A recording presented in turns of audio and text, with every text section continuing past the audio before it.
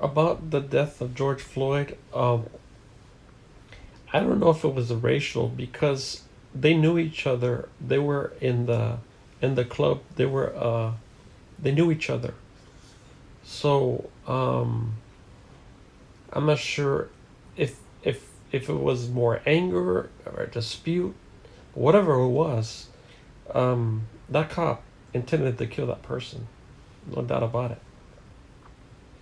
And in terms of the cop killing the guy in Wendy's for sleeping, now I know he had to react fast because um, Rayshard got the taser and tried to and fired at him. He had to shoot, but he didn't have to kill him. I mean, I don't know how experienced marksman he was. He could have just maybe go for the kneecap. You know.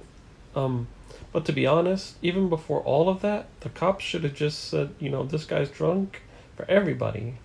I'm gonna give you a lift home, or I'll call you an Uber, and that would just settle everything. Now I know Trump is going to put more funding for the police to do better. I don't know how that's what it exactly is going to be to make sure that the cops are doing the job properly without using excessive force. I know one thing is they're abandoning chokeholds, but I just saw recent news pop up that chokeholds were used again in New York.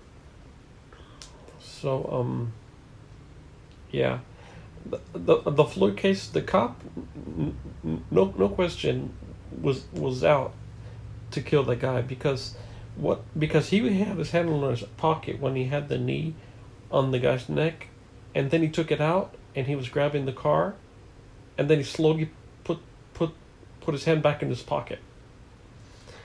So, and I heard there was taunting. I heard him he says something like I don't remember the exact tone, but it's something like where are you going now? There's nowhere to run to now.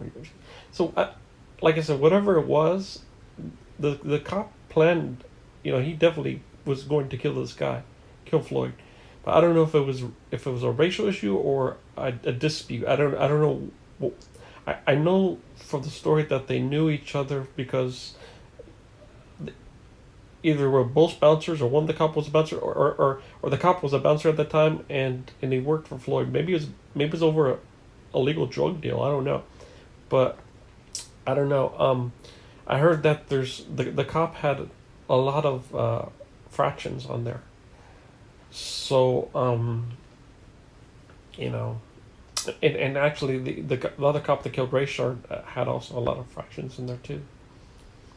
Um, yeah. Basically, if you don't have to kill the person, don't kill the person. I mean,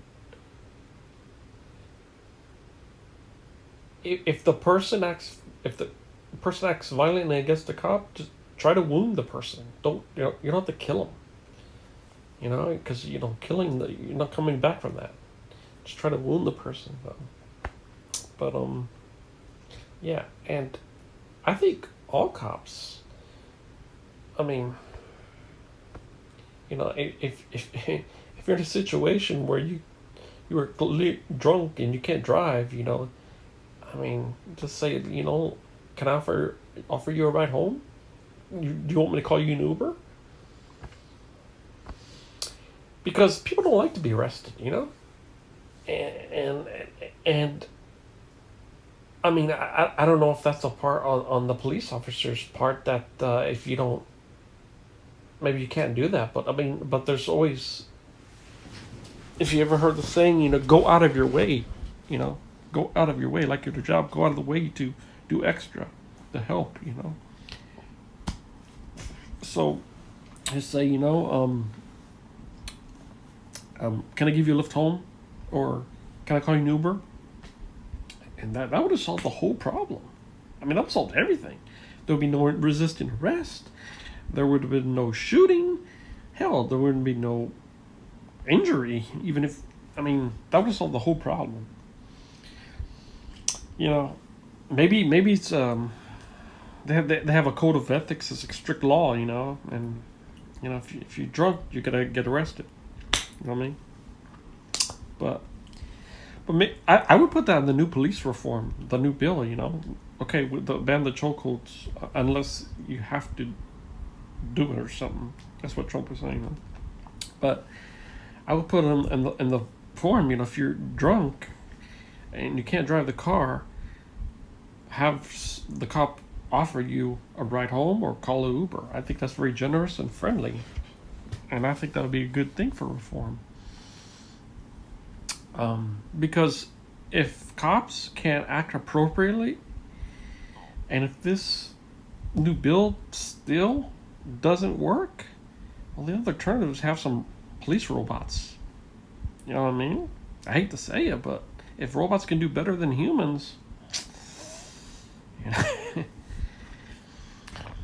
But I don't know. At least have the robots teleoperated now until they get super smart. They can do it on their own, but that's a discussion for probably a couple more years ahead of us. But